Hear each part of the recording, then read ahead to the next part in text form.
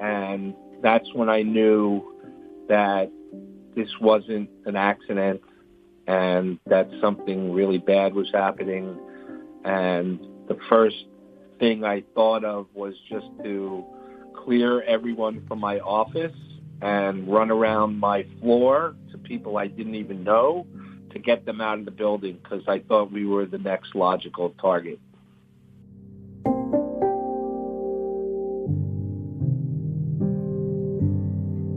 I mean, basically when I got home that day, we decided that New York, even though it's a place where I grew up and, you know, still love to this day, was just not going to be the ultimate safe place to bring up our family.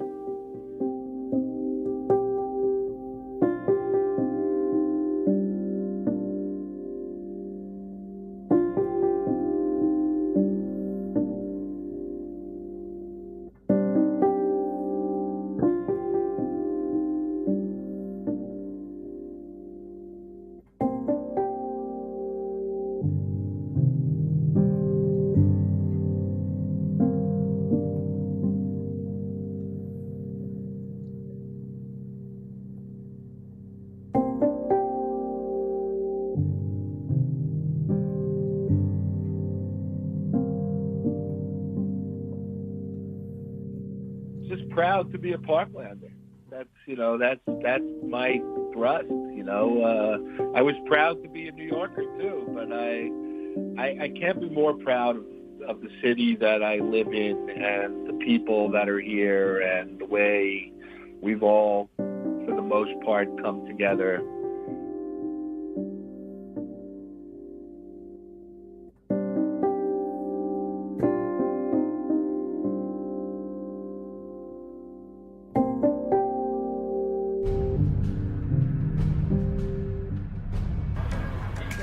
According to Business Insider, people who survived the deadliest mass shooting in U.S. history at the Route 91 Harvest Festival in Las Vegas in October of 2017 reportedly were present at the shooting at a college bar in Thousand Oaks, California. The shooting at the Borderline Bar and Grill left 13 people, including the gunman and a police officer, dead. In a strange twist, the Las Vegas massacre has a connection to Orlando, Florida, scene of the mass murder last year at the Pulse nightclub. Where I was at right here, we seen there was 3 white men in military fatigues taking off. Their account matches the original report from Southern California's Fox 11, which tweeted that police were searching for 3 white males dressed in military gear. Tonight, the Broward Sheriff's Office is looking into a political statement made by one of its deputies. That's the wrong video there. Sorry about that. He was working security detail for the arrival today of Vice President Mike Pence at the airport in Fort Lauderdale. The officer was wearing a patch on his uniform of the group called QAnon. It's a conspiracy theorist group whose followers of a person or persons named Q, who claims to be a government insider, exposing all kinds of schemes hatched by the establishment to thwart the Trump administration. Did any of these celebrities or journalists wait to get the facts, or did they just say, white kid wearing a MAGA hat, standing in front of an Aboriginal man, we know right now who the good guy and bad guy is? And when the president was spotted signing Make America Great Again hats, critics really pounced. The president may want to politicize them, but maybe commanders should have stopped it. The president hit back on Twitter. If these brave young people ask me to sign their hat, I will sign. Can you imagine my saying no? Here's ABC's Ariel Reshef. It's the viral encounter that ignited a social media powder keg. Kentucky teens, many wearing Make America Great Again hats, appearing to confront and stare down Native American elder and Vietnam War veteran Nathan Phillips. I'm sorry, sir. I'm going to have to ask you to remove your hat. Oh, I'm sorry. I didn't know hats weren't allowed. No, hats are fine. Just not that hat. Watch as a man not only steals a teen's Make America Great Again hat, but also throws a drink at him. President. You ain't support. It's gonna go great in my 5 years. A young African-American man says employees harassed him for wearing a Make America Great Again cap. CBS 4's Joe Murray reports on the fallout from the alleged Mother's Day incident. I wear a Trump hat. That's 22-year-old Eugene Joseph posting on Instagram just after he said he was verbally attacked and threatened inside this cheesecake factory in the Dadeland Mall Sunday, where he was celebrating Mother's Day with his girlfriend and family. Joseph is a huge fan of President Donald Trump and was wearing his usual red Make America Great Again hat. Just because I wore Trump hat. Joseph said some of the Cheesecake Factory workers were so bothered by his hat, they indicated they'd hit him. That's the hat that you were wearing that she said represented fascists? Well, the Make America Great Again hats were the one she said represented fascism.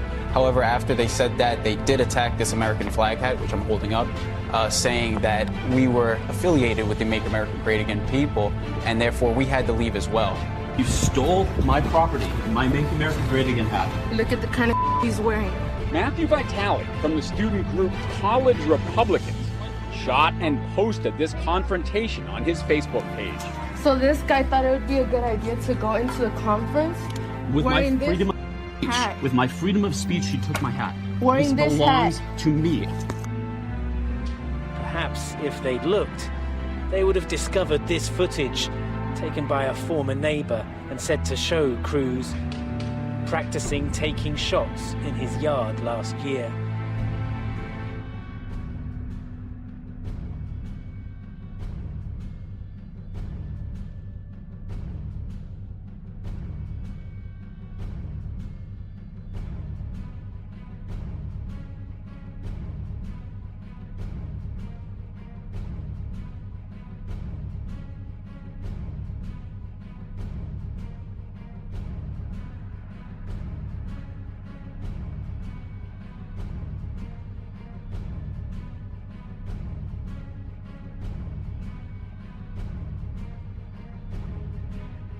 Threats, guns, and a new law aimed at stopping violence. Nearly 5 months after Florida passed a measure that lets law enforcement take away gun rights, I-Team investigator Katie Legrone discovers how often it's being used and why some of these cases aren't so black and white. You've got AK-47 style here, you've got an AR-15 here. Sergeant Jason Schmittendorf takes us inside an evidence room. Some hunting rifles, cache of handguns here. A sampling of surrenders under Florida's new Risk Protection Act. We've taken in right around 200 firearms and about 30,000 rounds of ammunition. The law swiftly passed after the Parkland school shooting temporarily strips gun owners of their gun rights and hardware if a judge deems them a threat to themselves or others. Keep firearms out of the wrong people's hands. In Pinellas County, a 5-man team is now devoted to the task. So far, they've filed 64 risk protection petitions, second only to Broward. It is a constitutional right to keep and bear arms, and when you are asking the court to deprive somebody of that right, we need to make sure that we're making good decisions, right decisions, and the circumstances warrant it. Statewide, we've learned risk protection cases now total over 450. Concealed license firearm holders make up just over a quarter of them. I think we're doing this because it makes us feel safer. But what's wrong with that? It violates the Constitution. Attorney Kendra Paris believes after 4.5 months, Florida's version of the red flag law is starting to reveal some disturbing gray. These are individuals who are often basically exercising their First Amendment rights online. Maybe it was odious, maybe people didn't like it, but they were hit with the risk protection order because of it.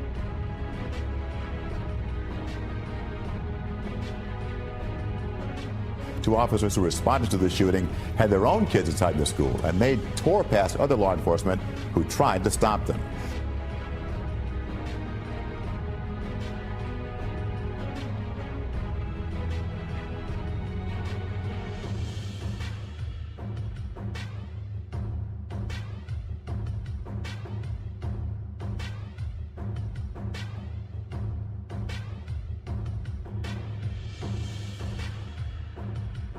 Wisconsin Sheriff David Clark, who this week warned that enforcing any gun laws that would deprive Americans of the right to bear arms could lead to a second American Revolution. Sheriff, you've been very vocal, and by the way, I absolutely agree with you. If you wait for 911, then shame on you. You've got to arm yourself and defend yourself once you educate yourself.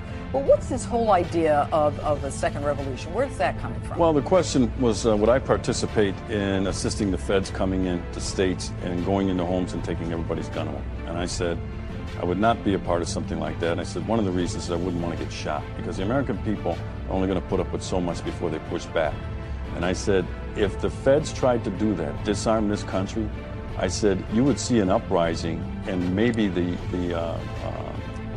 version of the Second American Revolution because of that. Just read the Declaration of Independence, it's right in there. So it was talking about the feds coming in and going into homes, forcing their way into homes and removing firearms. I mean, the thought is preposterous. But you know what? The thought of it is preposterous, and people are very concerned about it. I mean, this whole idea of identifying gun owners in newspapers and chipping away at these gun rights and getting a registry. I mean, this guy McCarthy, the chief and third largest police department in the nation, who works for Rahm Emanuel, who's so connected to the White House, is saying, you know what, we should be able to put a chip in your gun. Are you crazy? That's why the American people bristle at the thought of a national gun registry. And if the United States, the White House or anybody, would turn over the name of gun owners in the United States to a foreign nation, to me that would be an act of betrayal on the American people.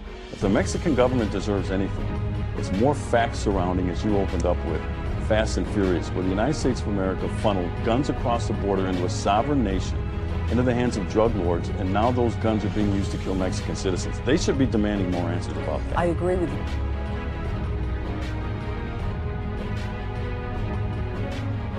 So, according to my teacher, that morning, for some reason, thank goodness, the school decided to, reinforce, all of the security measures that they previously made, because, as I was saying before, a lot of people were kind of they were getting a little bit lazy with it, keeping their doors unlocked, so they wouldn't be bothered by students going to the bathroom. But this time, they made sure, every door has to be locked.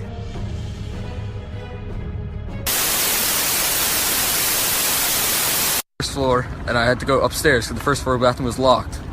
I then opened the door of the staircase. There the shooter was, reloading his gun, or loading up his gun. What did he say to you? He said, "You better get out of here. Things are about to get bad." What'd you do? I ran out the door and told the security guard, Coach Weiss. And then Coach Weiss actually ended up dying with that. I mean, what are you thinking about that? I was shocked. He's the last person I talked to. And then I heard the gunshots go off. How are you processing that you saw all that? I'm shocked, very shocked. Is it something that you're still trying to comprehend, that you got away and you saw this guy loading the gun? Yeah, I just 10 seconds later I would be gone right now. I wouldn't be here. Told us in February. And then I opened the staircase door, and there the kid was, loading up his gun. And he said something to me. He said, "You better get out of here. Things are going to get messy." Look at this timeline. That green dot moving swiftly out the east doors is McKenna running for his life. And then I ran to the security guard, Coach Weiss. After moving McKenna to safety, Coach Aaron Weiss headed back to the building toward the sound of gunfire and was shot dead as soon as he opened the west side doors. He started to take the bullets and load in the gun. I froze. He then said to me, "Get out of here. It's going to start getting messy." Where was he loading his gun? On the stairwell, the bottom stairwell. He took it out of a gun case that kind of looked like a guitar case. Why do you think he spared you? I don't think he was fully reloaded yet. I don't think his bullets were in. So 14 seconds prior to the first shot, McKenna entered the east stairwell. McKenna told BSO detectives that the crew said to him, "He told me you better get out of here. Something bad is about to happen. He told me to run." Seconds later, McKenna fled east outside of Building 12. That's the moment at which McKenna entered, and at the bottom of the image you can see the front of the barrel and the sight for the rifle.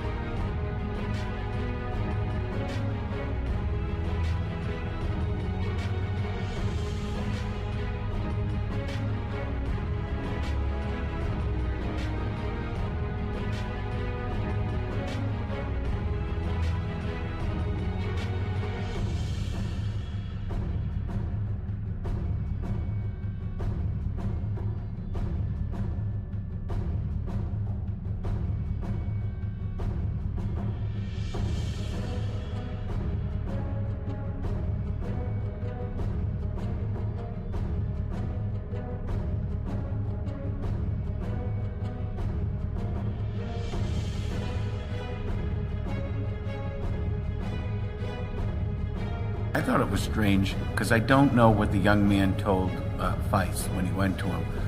But I just thought it was strange that as he went back to Building 12, he brought the kid back with him. To me, it was like he was bringing the kid back into harm's way. Now, I know he deposited him in Building 13, but it was strange even that reaction where he brings him back to where he just saw this kid with a rifle, and this kid clearly knew that there was shooting going on in that building, and he brings him back. It just nothing makes sense here.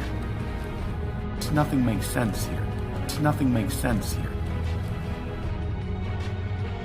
No questions tonight about the future of Broward School Superintendent Robert Runcie.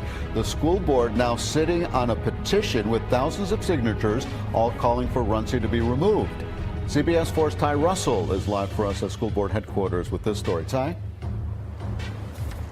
Well, Elliot, the organizer of that petition, he says he's prepared to go to Tallahassee if nothing happens here locally.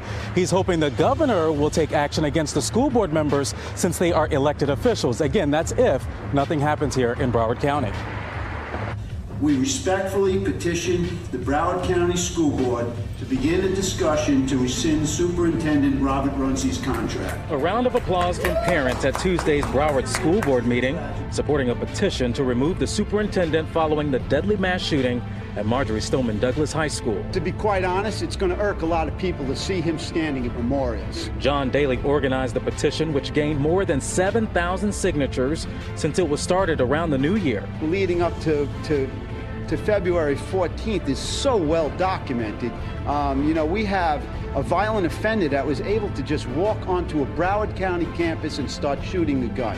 That should never happen. Superintendent Runcie has been credited with improving school grades and helping make technology advancements. But since 17 people were killed in Parkland nearly a year ago, he has been under the microscope. Nothing has changed since then to protect our kids, but in other counties in the state of Florida, they are taking precautions to protect the kids. Other members of the group Concerned Citizens of Broward County stood outside the school board building with signs like "Runcie, let our kids die," and another that stated "Oust Runcie."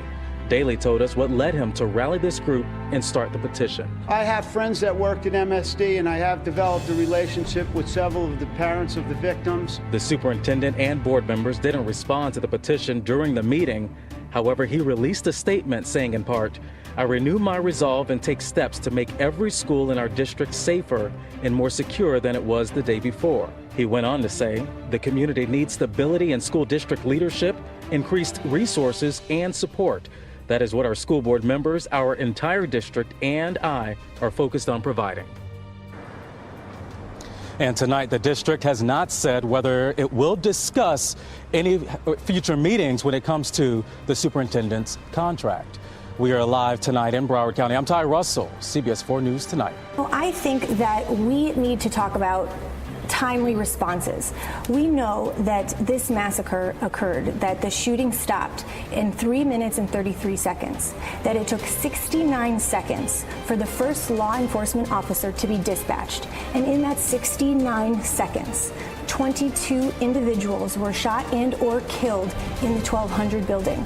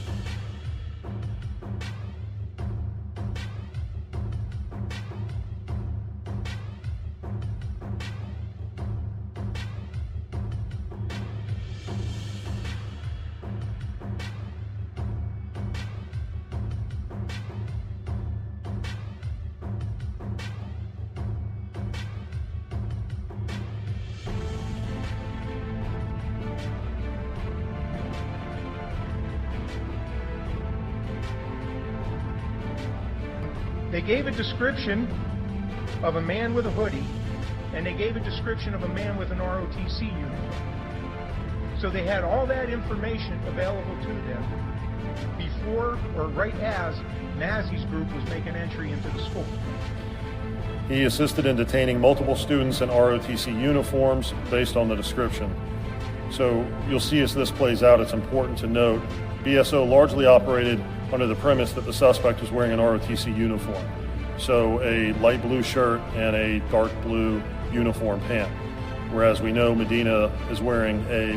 Cruz is wearing a burgundy polo with an ROTC logo and dark pants. I mean, she's like, grab a book, maybe it'll help, grab a book. I held a book, grabbed like any book I could find. I wasn't really concerned. I held it up. It was such a tiny book. I really don't think it helped, but it was more of like a defense mechanism, just holding it up, just like, you know. Yeah, reactionary. Yeah, so something that I felt a little safer. Not initially, no, because I was under the impression there was multiple of them because of how many shots were being fired. A lot of days, and and I don't know if I'm supposed to. I've played paintball before, and like I know the pain, and I was like, wow, like they're hitting us with paintballs, but like this is hurting more than a paintball. And then they came in the door, and I raised my hand. I'm like, I'm injured. I didn't feel anything at that point. I didn't feel pain. I didn't feel anything. Only the fact that I kind of was sticky here, because I guess the blood was sticking to me, and I felt the liquid, but I didn't feel any pain. So I was just like, I'm injured, I'm here, and then I was escorted outside, and then they told us to run, so we sprinted like as fast as we could. We like ran, and then they checked me out.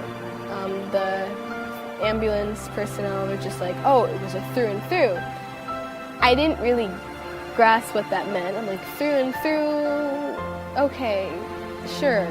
I didn't really think like that I got shot. At that point, I didn't know how I got hurt, but I didn't think I got shot for some reason.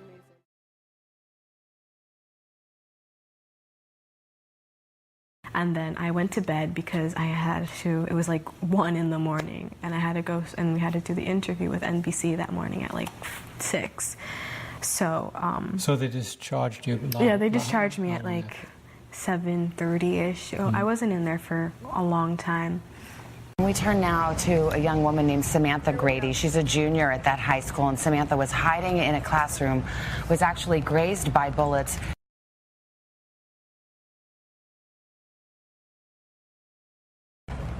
Anytime. Thank you for having me.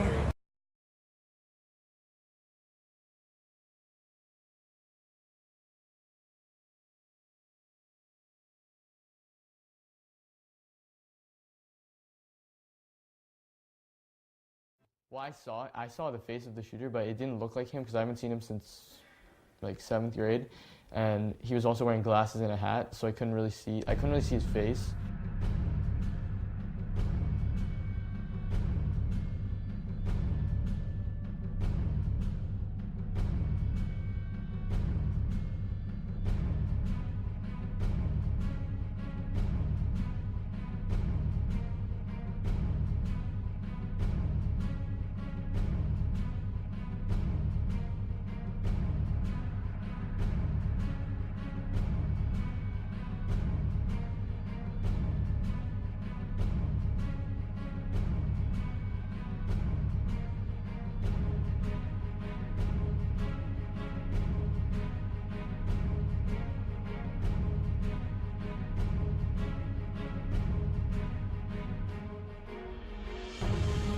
They gave a description of a man with a hoodie, and they gave a description of a man with an ROTC uniform. They put out that there was an AK-15 or AK-47.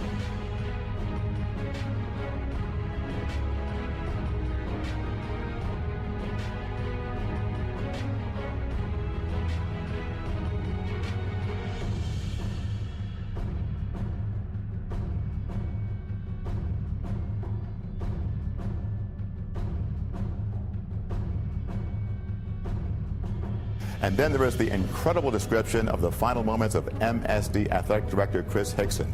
He had run toward the shooter in a daring attempt to save lives and was shot in the leg. The shooter then walked over to Hickson and shot him again.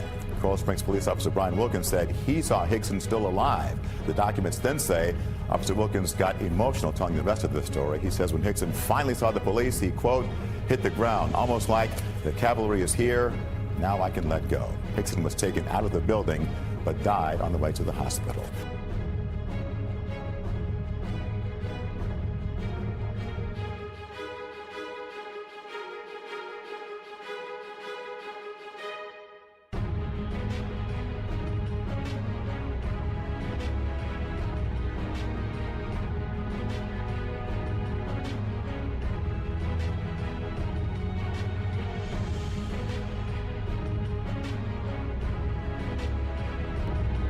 Come to find out after the fact that Maddie had attention pneumo.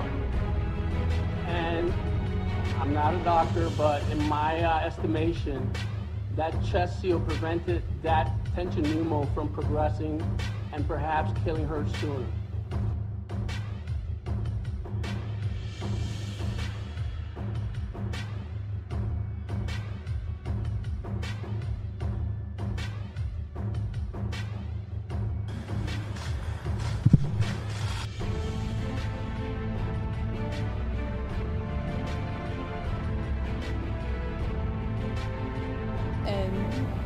The fire alarm rang and we thought it was like, oh, just another drill, and then we just started hearing gunshots, and we didn't take it that seriously because the school said that they were going to let out blanks, so we were just laughing about it. And then So you were hearing that there was going to be some sort of real life drill happening at school today, so you didn't think anything of it? No, I didn't think that much of it because I was on the second floor and I was really scared because they were knocking on the door and jiggling door handles. We're supposed to think that they're not the police and they're actually the shooters. We're supposed to think that they're not the police and they're actually the shooters. We're supposed to think that they're not the police and they're actually the shooters.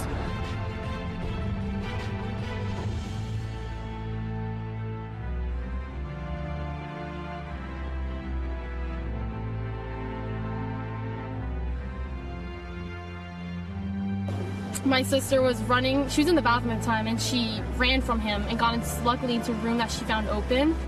I finally got a hold of my sister, Mackenzie.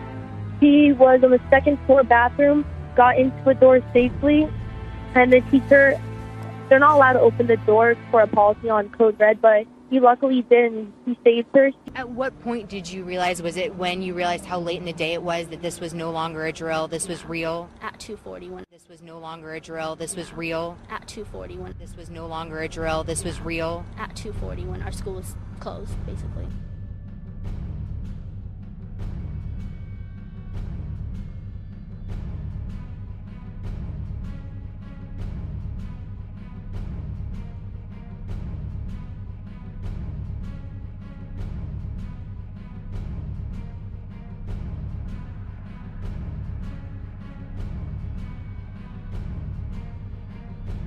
Of what you saw, can you tell me what you saw? You didn't know him? It was just a split. There was like two people run past and it was just black. I couldn't see anything. And the slit that I was looking through was so thin that it was just like, right, like 1, 2.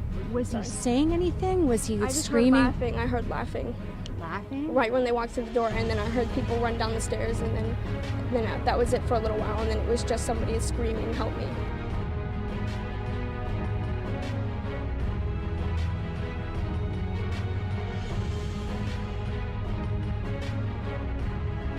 And I'm staring at him thinking, why is the police here? This is strange, because he's in full metal garb, helmet, face mask, bulletproof armor, shooting this rifle that I've never seen. So I got a little courage, just like moved my head, and at the window I seen like the SWAT team dressed in all black, had the helmets, had like the huge gun. And so everybody started running to the other exits, but that's when the other shooter started coming up. So everybody, and then I thank God to this teacher who opened up her door and like all of us, and she got shot in the arm trying to open the door, and then the other teacher, he got shot in the head trying to cut the other students. They're trying to. So you think there was more than? Do you think there was more than one shooter? There's 3 shooters. That's what I hear.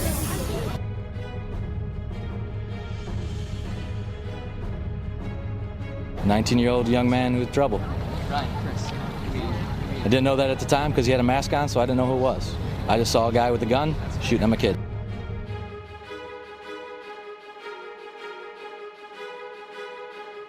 He's like, we're Do you know where the shooter is? Do you know what he looks like? I was like, yeah. He's gray, black sweater, hoodie on, and some jeans. And he's like, do you know what weapon? I was like, AR-15. The football field stuff, I believe that our officers would have thought that there was a second shooter. I think that's the most probable explanation for that. 10-4 Kilo 23, there is an active shooter working at Douglas. Multiple gunshots are being fired. We can hear them in the background. Our 911 lines are blowing up. We have multiple units on the phone. Some are giving EMD. It is confirmed.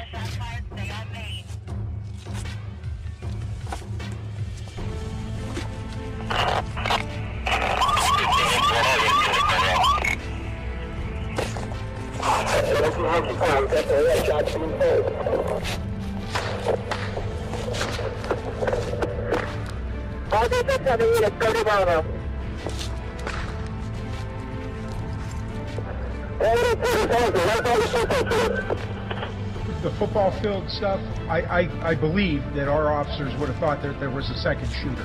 I think that's the most probable explanation for that.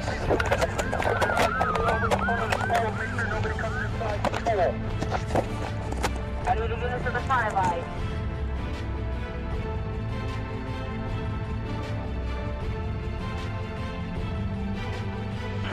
Bravo 3, we need somebody to shut down Holmberg at Pine Island.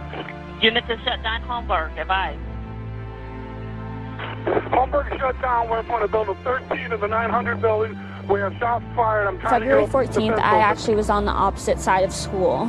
I was in my law class, and we were actually studying a case like this and all this stuff. So the fire alarm went off, and we actually evacuated the school. I had to go and talk to the FBI for reason. I walked out with Nicholas Cruz. I was actually on the phone with my mom trying to find Meadow, and he was right behind me. I actually was in the bathroom at the moment, and I came back to my classroom and I knocked on the door, and the fire alarm went off, and principal came on the speaker and just said everyone needs to evacuate right now. So that's what we did. As I was going down the stairs, I heard a couple shots fired. Everyone was freaking out, saying that it was a gun. And as we were walking, the whole class together, I actually was speaking to the suspect, Nicholas Cruz. And as I was speaking to him, he seemed very, I don't know what the word I want to say is, but he was trouble in middle school. So I kind of joked to him about it and said, I'm surprised you weren't the one who did it. And he just gave me a huh. So that's really what happened. You were walking down the hall. He had already fired at that time. Yes, sir, with him. Weren't you scared? In the moment I wasn't, because there was obviously definitely another shooter involved, but... Oh, you think he was not the only one? No, definitely not. Why do you say that? Because when shots were fired, I saw him after the fact. So, and the shots were coming from the other part of the building. So there definitely had to be two shooters involved, I believe. That's the first I've heard of that. Did you see any other students who were wounded? No, sir.